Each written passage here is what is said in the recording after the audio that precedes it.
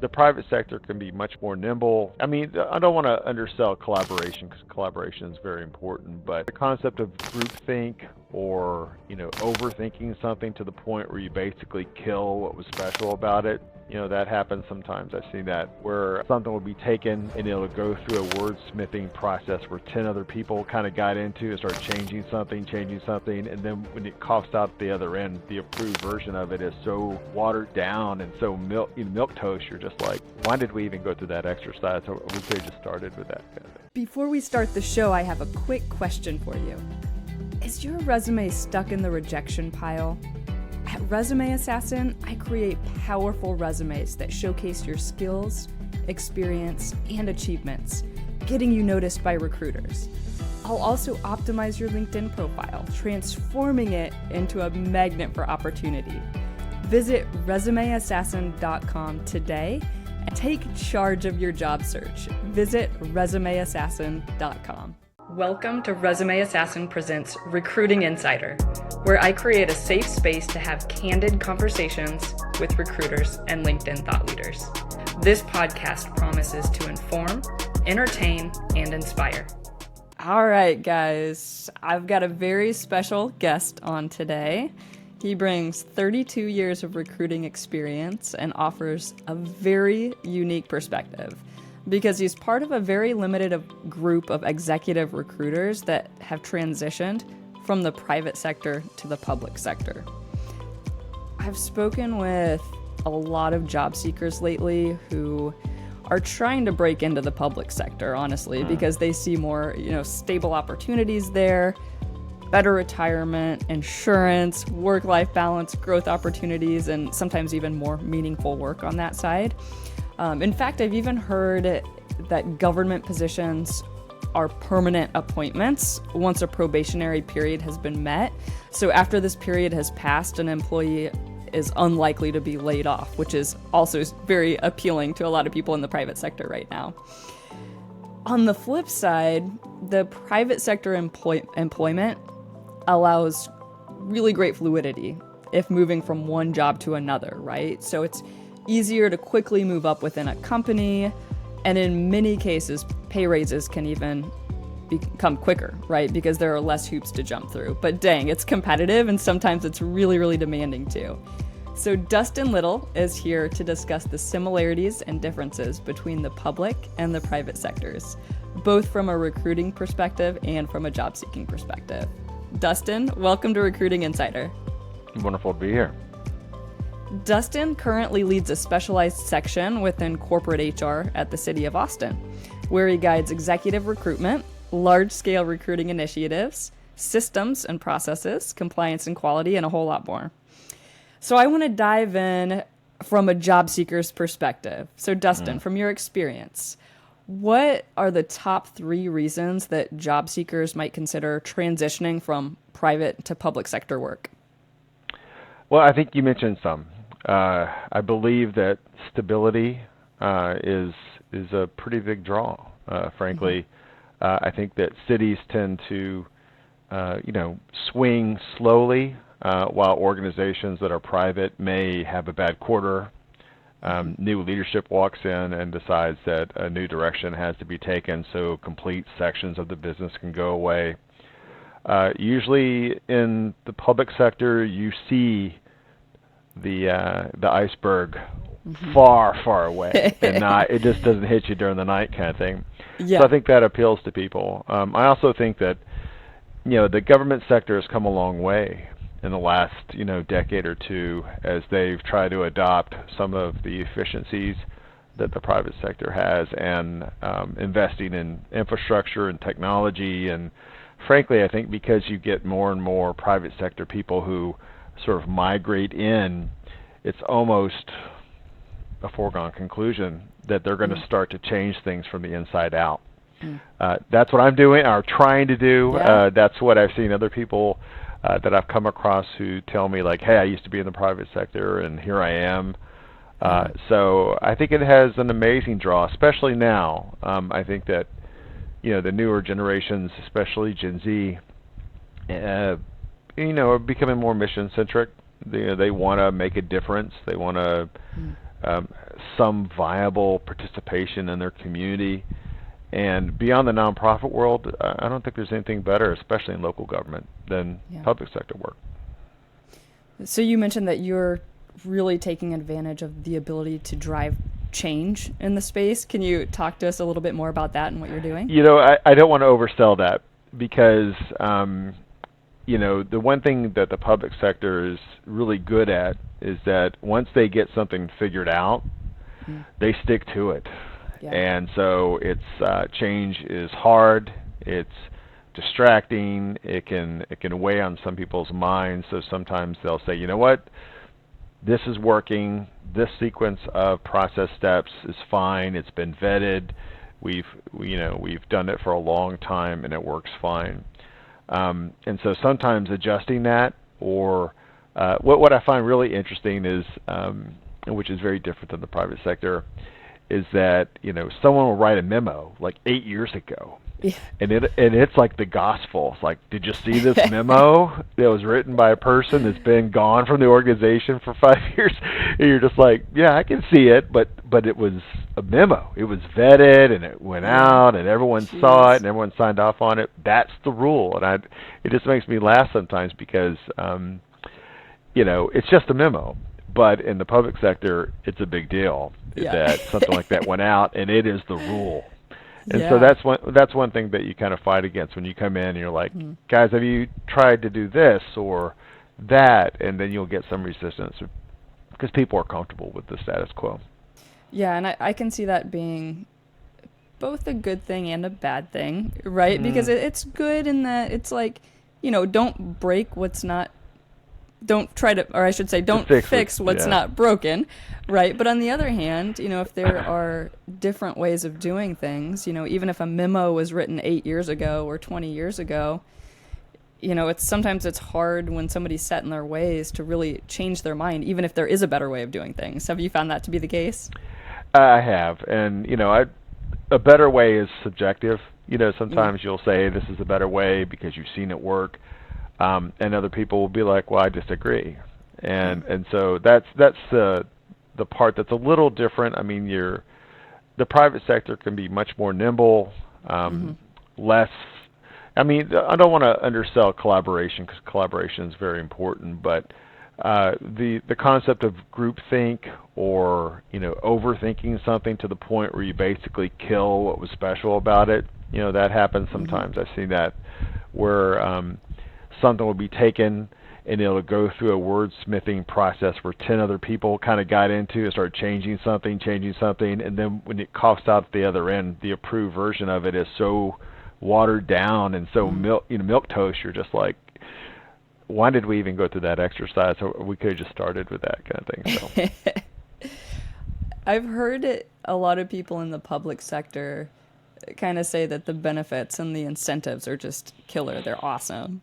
They are. And so, and with this unstable economy too, I also loved what you said about the iceberg idea, where it's like, if something's going bad, months or potentially even years in advance that things are going down. So it's a lot easier to plan. So I do love that. But also, I mean, in terms of the benefits and the incentives for individuals or, job seekers that are considering transitioning into the public sector, could you talk to us a little bit about those? And I think the private sector's come a long way.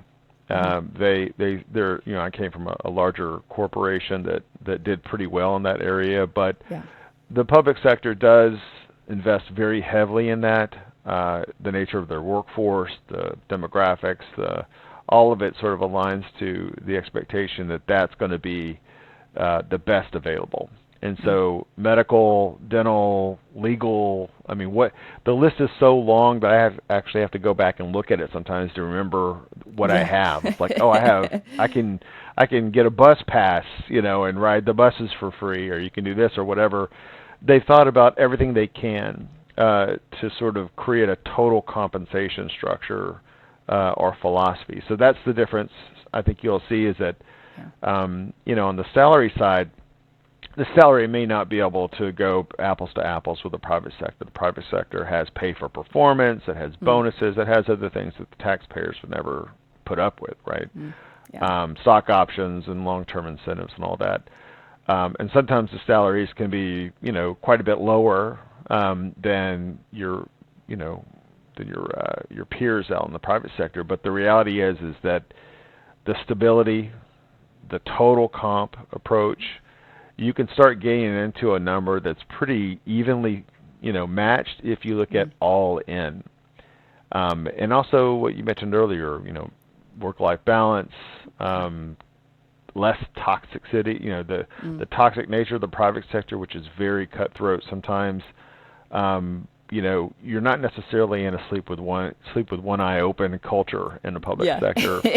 And so that's what's the value of that? That to me is very valuable. A lot, yeah. Yeah, and speaking of that, I mean, are there any cultural or operational differences between the two? There are. The concept of retirement. I was just having a conversation with someone yesterday about metrics, and in the private sector, like where I worked before, we studied.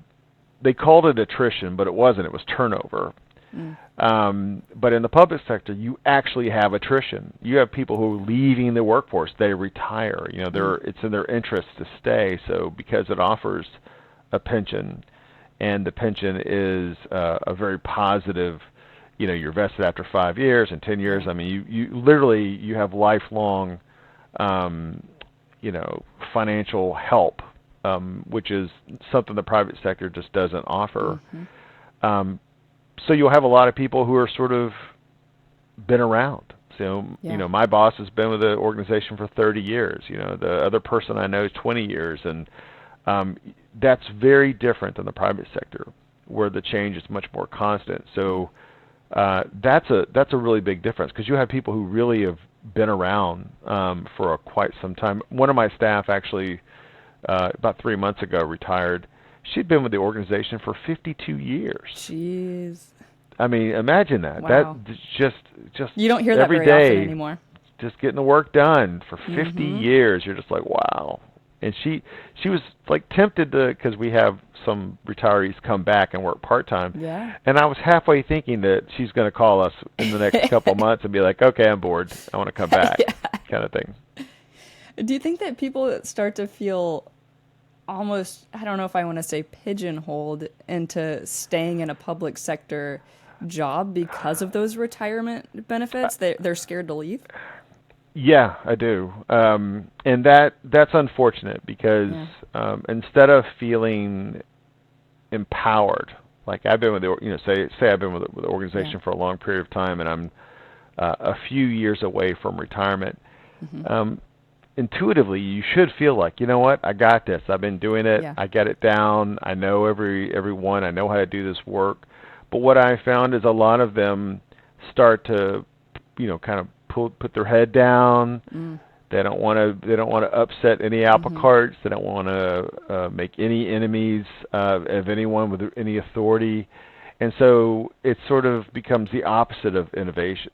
It becomes sort of the absence of presence. Like they're just like, 3 more years, 5 days, and 2 days, and I'm out of here, kind of thing. And and if you're trying to shake things up, like if you're coming in from the outside and you have a fresh pair of eyes, and you're like, "Hey guys, let's do this," kind of thing, you'll get some folks who are just like, No, I have 5 years left, man. don't draw any energy towards us. We're fine, kind of thing. And that to me is an unfortunate reality. I feel like if I was that close, I would be taking more chances. I would be saying, you know what, I've always wanted to do this. We should do that, or trying to explore new horizons. So when I left, it wasn't stale. It was where it needs to be. But that's not how it really works. Yeah. And I should say that I've seen that happen in the private sector as well. Somebody that's been in a position for a very long time, they get comfortable, innovation goes away, and they're like, you know what, I have like 2 years left, 5 years left until retirement. I'm just going to chill here and not go for anything else and try to pursue something different. But my experience is that's in the private sector, you become too expensive. And if you're not For really sure. contributing, they'll take you out. I mean, Yeah. I've seen a lot of senior executives who fell into that trap of Yeah. becoming no one can touch me, I'm whatever. Mm. But the private sector, unlike the public sector, like we're City of Austin is an MCS city, so we municipal civil service. So earlier you mentioned permanence. I wouldn't use that word because I Yeah. don't think that really exists outside of maybe having tenure as a Yeah. professor or something like that. But how does the union describe it? They say something to the effect of you have some sort of property rights to your job. Okay. I'm not sure if that's the best way to describe it, but it is much more difficult to terminate someone just arbitrarily. I mean, you really have to have a reason, Yeah. and even then, if that goes through, because there's a commission, you may be able to go to the commission and say, hey, I think this didn't happen the way it should have, and they could reinstate you to your job. That type of almost third-party power doesn't exist in the private sector. I mean, No you way. could go to the Yeah. EEOC, or you could file some sort of formal complaint with the government, or you could even sue them and settle. But it's very rare for you to get someone who says, nope, you should go back to your old job, we'll give your money back, and we'll kick the person that took your job out, which is, Yeah. wow, Yeah. That's would be unheard of in the private sector. Oh, yeah. How does the public sector process? Let me start that over. From a recruiter's perspective, how does the public sector hiring process typically differ from the private sector? That's a great question because they're similar but very different. Especially at City of Austin. City of Austin really does everything it can to create a very fair, unbiased. Really, the actions they've taken in the hiring process are bar none, probably the fairest I've ever seen. Now, there's pros like panel interviews, for example, which is a big part of the culture, which do reduce bias. Like you don't get a lot of that good old boy network stuff, or Yeah. I'm hiring you because you're a friend of my wife's, that kind of thing. And that type of independent hiring, or what in the public sector you would call direct appointment, is very rare. I mean, it really is unusual. And then when it happens, it's usually a person who's doing the job on an interim basis or has been there for 10 years and really knows their stuff. And it was very well thought out before it occurred. I think that the way the jobs are marketed, like that's one of the things that I'm trying to help the team with is, the employer brand element. The things that are sort of in the reputation of the public sector, whether it's stability or the things I mentioned about the culture, being a very fair and inclusive culture, you have to package that, and you got to sell it. And that's the part I think that's missing is the salesmanship, for lack of a better word. That I think there's tons of potential because there's a lot there to sell. But selling is not the way the government thinks. They're not the process, especially like the interview process, can feel a little adversarial. A panel interview is the most intimidating of all the interview structure types, right? Yes. I mean, it really is. I joke whenever I'm guiding an interview panel, I joke that it's much like a jury. Yeah. The way it feels, the structure, you have sort of at the end a consensus thing, and then we're like convict or not convict kind of thing, or hire or not hire. And it feels that way to the candidate. The candidate walks in, and not everyone is wired to deal with that type of pressure. I mean, interviews are tough anyway. I mean, it's a very artificial, thing to walk into a situation and in your Sunday best and you sell yourself. Some people So are just like, look, I'm a really great accountant, but I'm not very good at selling myself. And so to me, the interview process is, it needs a little love. The way we brand ourselves needs a little love. The way we talk about the jobs, there's not a lot of testimonials or a lot of insights, or none of that's really discussed. It's just sort of assumed. So that's different than the private sector. The private sector tends to try pretty hard to razzle dazzle and get you through. While the public sector is pretty much like, look, if you can hang in through this process and you do everything you're supposed to, you just may make it. That kind of thing. So what are you doing specifically, Dustin, to make waves in that recruiting process? Oh my God, it's little baby waves. I came in with big waves, and that was like no. And so the things that I'm trying to do are, one thing is like we have all these processes and guidelines and memos and these rules, and some of them I think are sort of misunderstood, or they're referenced like, well, we can't do that because of this, and then you go read that, and it doesn't say that at all. It's norms or habits or traditions, or someone decided to do a certain thing. I'll give you an example, like in our MCS level interviews. Someone must have done something during an interview because they have some guidelines. They say, hey, try not to smile or to laugh during an interview. Clearly that came from some person doing something in an interview, and it upset the interview somehow. So they had to make a rule that says, I agree not to have too good of a time during this interview. And it's I that will kind of keep stuff. it adversarial. That's right. But then when people talk about it, they talk about it like, well, this is MCS rules. No, it's not. It's someone did something over the line, and someone had to create a rule that said, hey, don't do that. And next thing you know, it turns into a thing. Stuff like that, I've been trying to go back and really understand where everything came from, clarify the rules the best I can. Like there's another example is everything is sort of trying to be quantified, right? So everything's weighted. There's matrices and decision rubrics and all kinds of things to kind of get to the hiring decision or to decision to extend an offer.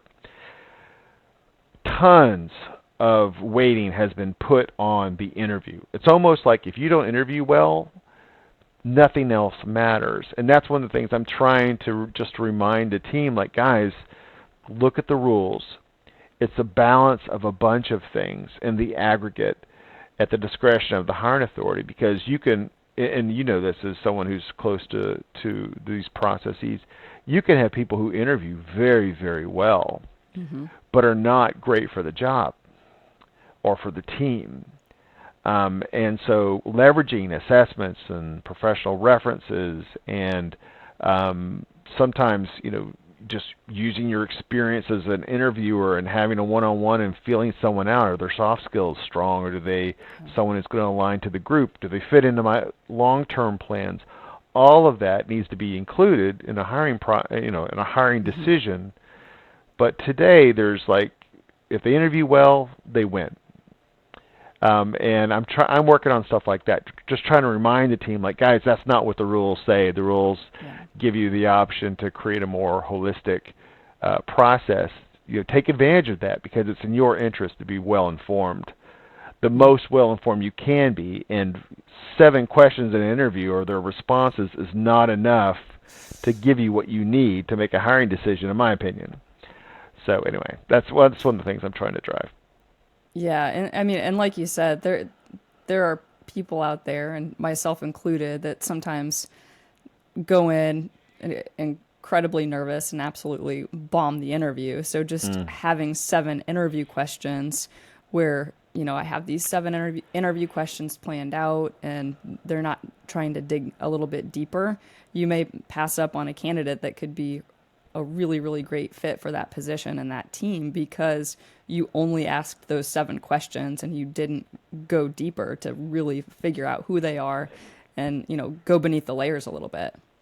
Well, and there's another reality to panel interviewing that's very interesting is so one of the things that we're hoping to do, and it's the right thing to do, is to have a diverse panel, right? And a panel interview in its nature is really kind of a cool cross-functional project. It's a little mini project. Like you bring in department heads from different groups and functional leads, and you bring them all into one space and they collaborate for a day, right? And some of them don't know each other. They all meet and talk, and they work on this little project together to get to some sort of outcome. Well, the reality is that most scoring when you get into panel interviewing is equal. Like, so say and I'll give you real examples because it's interesting.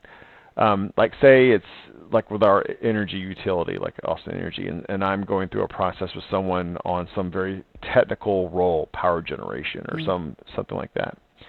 And I'm scoring, and I'm a HR person, and I'm scoring on the panel. Well, there are things that I don't understand about that job.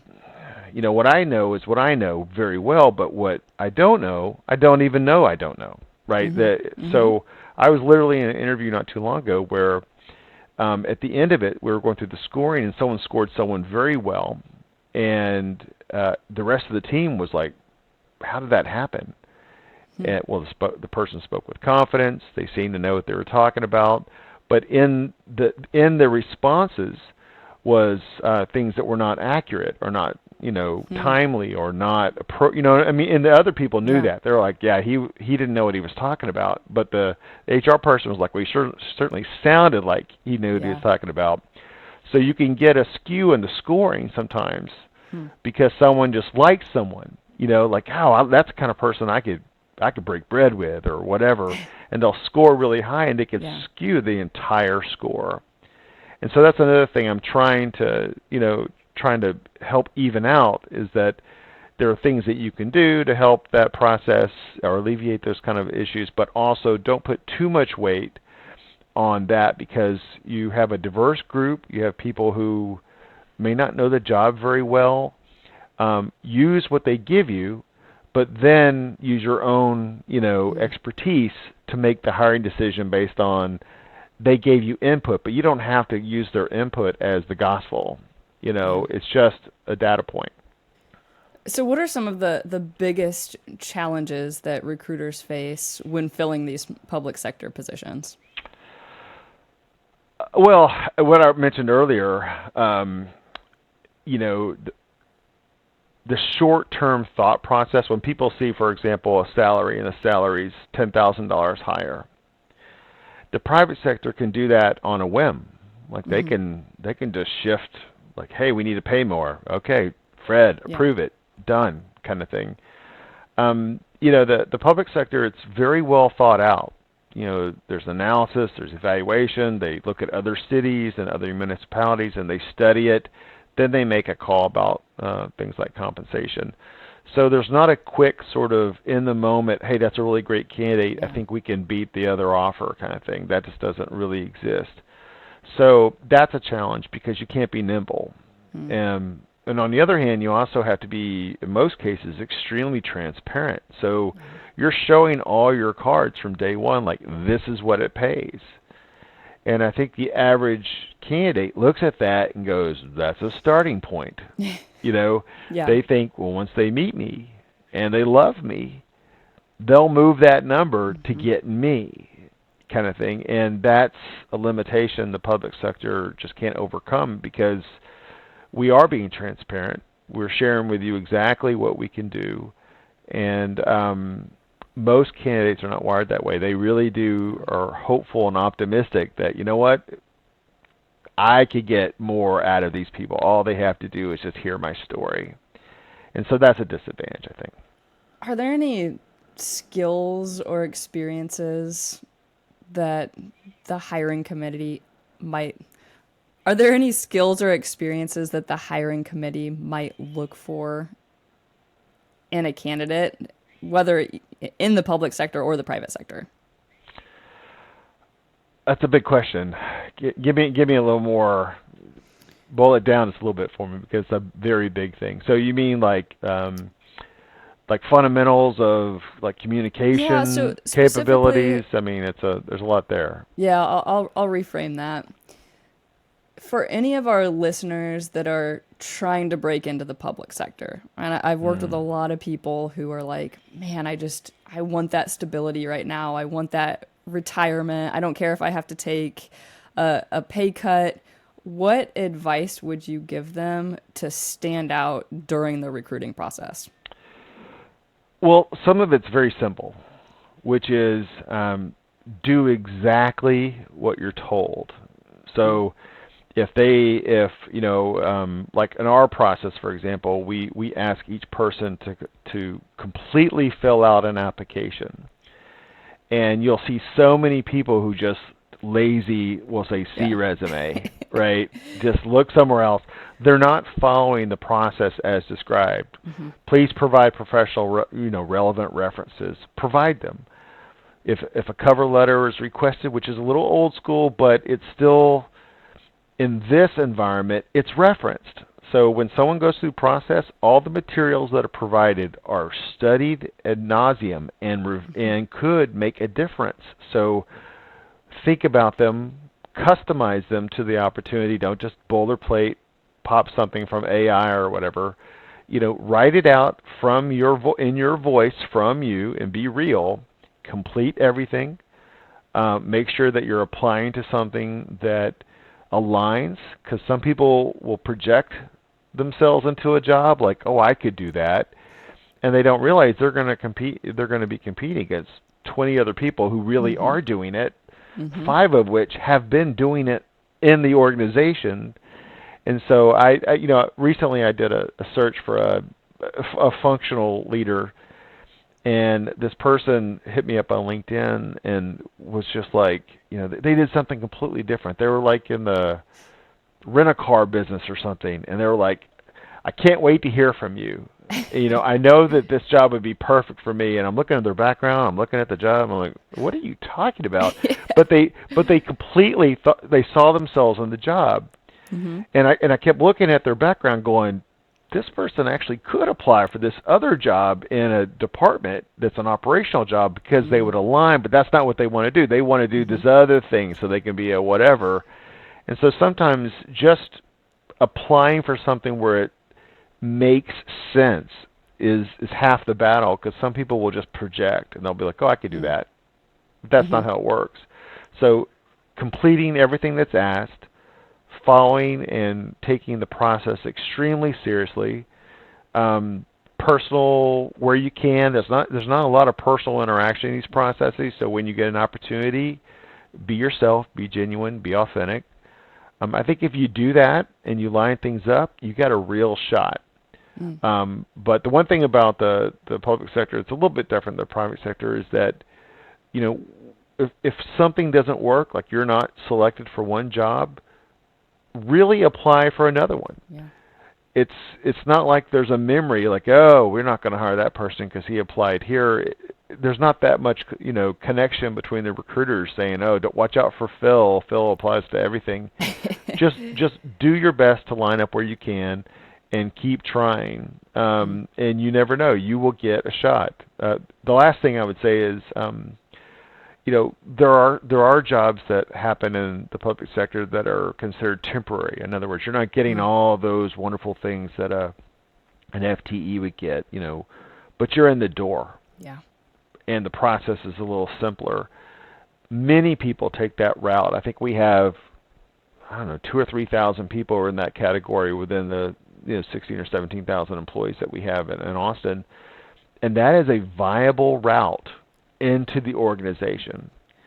And also, I think the last thing I would say, like in my case, for example, I was an executive, and I went down to a supervisor level, and everything that meant financially, responsibility. My organization, my previous, is bigger than all of HRD here. I did that because I look at my career as a chessboard instead of a checkers board. And I needed to be in the room to do the work and create relationships and show my value. And if I choose at some point to pursue something that's more senior, if that makes sense for me, then I'll do so. But I knew that I wasn't going to get in by trying to say, you know what, I'm an executive, I only accept executive role, I'm going to do that, because I didn't line up to the executive roles in the public sector because I was doing something a little bit different. So I think that's another thing, is that sometimes people will have to be they'll have to show some humility, and they'll have to be able to play a little bit of chess. They get in, prove their value, and then at some point in the future there may be another opportunity for them to move up or over. Yeah, I love that. Drop your ego. And I made a post on LinkedIn about that recently where there are a ton of contract positions available, whether in the private sector or in the public sector. So if you're trying to Yeah. get your foot in the door, that's such a good way to get in, to establish yourself, to learn the tech, to learn the processes, to start networking, get your foot in the door that way. And then, like Dustin said, and then different opportunities will come up. And when you apply to one of those FTE positions with the, full-time benefits, everything, you're going to be way more likely to have your foot in the door and, be able to go through the interview process and get that job offer. I agree. I do. Yeah. I think that that's I think people miss that. Now the reality is if they're unemployed, they're just seeking employment. Obviously that makes total sense. Like, of course. But if you're employed somewhere and you're shifting from a position that does have benefits and all of that, and you're trying to break in, I think that's where it becomes difficult because it feels like a step backwards and down, and it could be. But again, you have to keep your eye on the goal. If your goal is to do that, you have to figure out how to maneuver to be in that position of strength. Now, I will tell you something about the private sector that's very real, is that because progression, when I mentioned earlier that people retire, right? They hang in there. They're in their jobs for a long period of time. You may not find a lot of up and down the chain movement because there's someone there. Like that job is there, and they're not waiting for their boss to die or whatever. I mean, it's basically like they're not, they're there and they may be in that role for 10 years. So inside the organization, there's a lot of this kind of movement. Like people will move to other departments or move here so they can financially move forward, which means if you're applying to a role with something like the city, you're going to be competing against people internally who are highly motivated to get into that role because it advances them financially and responsibility. And so as an external person, like this is something I see a lot, the private sector folks. I had a good friend actually that we used to work with at Orion that sent me on LinkedIn, sent me a note. He goes, "Hey, I interviewed today at the city and I killed it." And I was like, okay, don't get over your skis, man. He didn't get the job. He wasn't even in the top, 5. Yeah. I mean, but he thought he nailed it. What he didn't realize is that there were 4 other people in that process that were from other departments that really wanted that particular role. And he was at a disadvantage because those people were, one, taking it very seriously, and those responses and those interviews were probably right on point. And how do you compete with that? It's very, very difficult. Honestly, even though I took a lot of hits to get into this role, I consider myself extremely lucky. I was very fortunate, and I don't know if I could pull it off again, frankly, knowing what I know now. I'm just lucky as can be. Yeah, I mean, that's a great example of why you shouldn't take a rejection in the hiring process personally, because you don't know anything about those other candidates or the decision-making process that's going on behind the scenes. If you're going up against 4 internal candidates that have all of the qualifications and they're nailing the interview, it's like, man, that's brutal. I feel for your friend. Yeah, that was I'm sure it was a tough day for him. I thought so right after. I was like, oh, that's rough.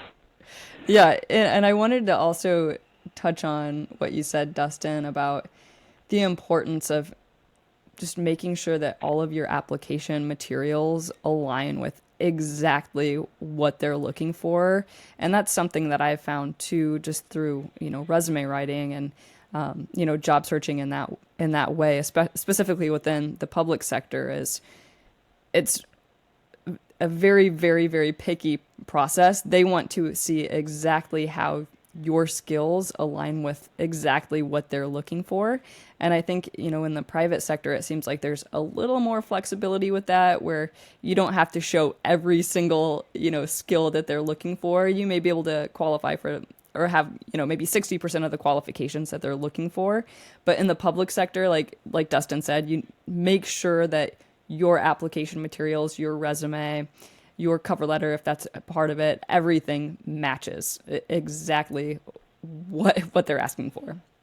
Well, and again, it's a little bit old school, but I also believe when materials and resources are accessible to be reviewed, right, and they're allowed, letters of recommendation, samples of work product, awards and recognitions. In the public sector, you may be acknowledged, or you may win some, city engineer of the year, or wherever you're working, kind of thing.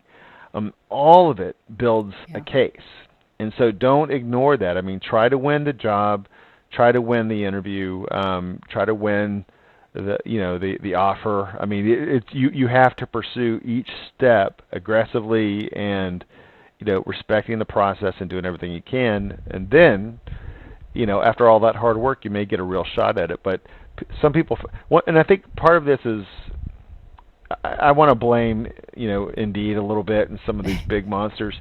You start making the application process so easy apply. People are just like, I'll take it. You might as well just say, like, hey, don't do that. AI, Don't do that. just apply to every job that has this thing and it's in this area for me. That's how much thought seems to be given sometimes. The application process is a serious thing, and take it very seriously. Only apply to jobs that you really want, and if you do that, you have a better shot of being taken seriously, I think. Yeah. I mean, the public sector, the private sector right now, many companies are receiving thousands of applicants for every single position. Yeah. How many applicants are you seeing in the public sector for any position? It depends.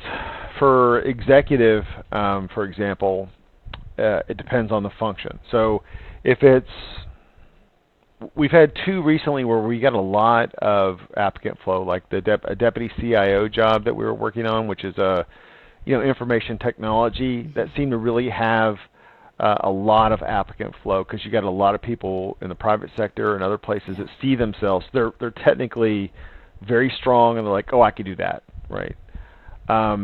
Economic development, we have two economic development jobs open right now at the executive level, and they got a ton of applicant flow because they're so sexy. Cultural arts, workforce development, it's very cool. Some jobs are extremely specific, like we have a deputy OCMO, which is a medical director. It requires a board accreditation in emergency medicine and a sub-accreditation in emergency, management systems. That's like like a needle in a haystack inside of a bunch of haystacks. I mean, it's crazy specific. And we only have 6 applicants. So sometimes you'll have some that are very, very specific, someone who knows about water utility or has, I'll give you some examples, like capital delivery right now. We have a very interesting job that is managing $1 billion worth of projects. And they're looking for someone who has that type of background. And you're like, how many people have that background, who've managed that much capital improvement at one time? Wow. And so you get into sort of this very small groups that could actually qualify for it. But in terms of I see the same thing, like on LinkedIn, like, 900 people applied today. And that's what I was talking about. It's too easy to apply, right? Then it becomes just sort of this white noise. I would say that we get our fair share, but it's not as big as some of those numbers that you see there. I mean, that's extraordinary. Okay. Probably because we have to do all the application stuff. Once you right. You get on the page, and you're like, oh man, this is going to take a minute. Man. Then they're like, I'm out. I'm just going to go back to doing what I was doing. That could be part of it. But honestly, I kind of like that, because if you're really serious about pursuing the job, then you'll go through the process. If you're not really into it, there's no motivating thing that says, you know what, I got to sit down and take this seriously, then maybe it's just not for you. Yeah. So Dustin, what are the top 3 takeaways from our conversation today? Top 3 takeaways. I think that the public sector is a wonderful place to explore if you're looking at future job opportunities. I think that there's a lot there that is good for you. Great work, good people, meaningful work. I'll tell you a funny story. I remember just a few years ago watching the news in Austin, and they were like, "Oh, APD is 600 people down," and they're talking about that they need officers. And I had a friend of a friend who knew the previous mayor, and I literally was like gonna call my buddy and say, "Hey, tell these guys to call me. Maybe I can help them out." As a TA guy. And now I'm here, and it's not my department, but I'm here. And so when I was actually trying to, in my mind, I was like, oh, what can I do to help them? How can I help my community? Because I think that that's important, that element gets solved so we can be safer and all those things can happen. But just that kind of motivation, if it comes from inside you of like, you know what, I have skills, I can do this, I can do that. I would like to apply those skills in my blood, sweat, and tears to help my town or the people that I know. And what's funny now is I see City of Austin everywhere. They pick up the trash. The water guy was out front. They're fixing a thing. TPW was outside fixing like one of those little things for the bicycle thing. And I was just like, I see them everywhere I look now. And I thought, man, I didn't realize that City of Austin was so in my ecosystem. Yeah. But now I see it. But now I'm part of it, so I get to look over and be like, hey, I bet you that guy works for so-and-so that I know, kind of thing. That's really cool. Well, Dustin, where can we find you on social media? I'm on LinkedIn. I am barely on whatever Musk calls that thing, platform. Instagram, I'm creeping around a little bit of Facebook. I'm less and less engaged in some of those platforms because they just sort of turn into big, they just want my money, Yeah. But they're very creative about getting it. Once you're in there, they start this. Sometimes I'm wondering if they're psychic though. Yesterday I was just thinking about something and it popped on the screen. I was like, okay, that's happened weird. to me before too. That's crazy. Yeah, I think we're all foregone. I think once we're studied enough, we're kind of foregone conclusion. It's over. But that's where LinkedIn is kind of where I hang my hat. That's the one I take the most serious. The others are just kind of for fun every once in a while, and I'm starting to lose interest in Facebook, for example. Slowly but surely, if it wasn't for some old friends that I sort of see on occasion, I probably would have abandoned it, 2 years ago. But that's about it. Amazing, Dustin. Thank you so much for coming on today. Thanks for having me. Good luck. Thanks for listening. I will be releasing episodes every Monday, so be sure to subscribe on the platform that you are watching this, give it a 5-star review, and we'll see you next time.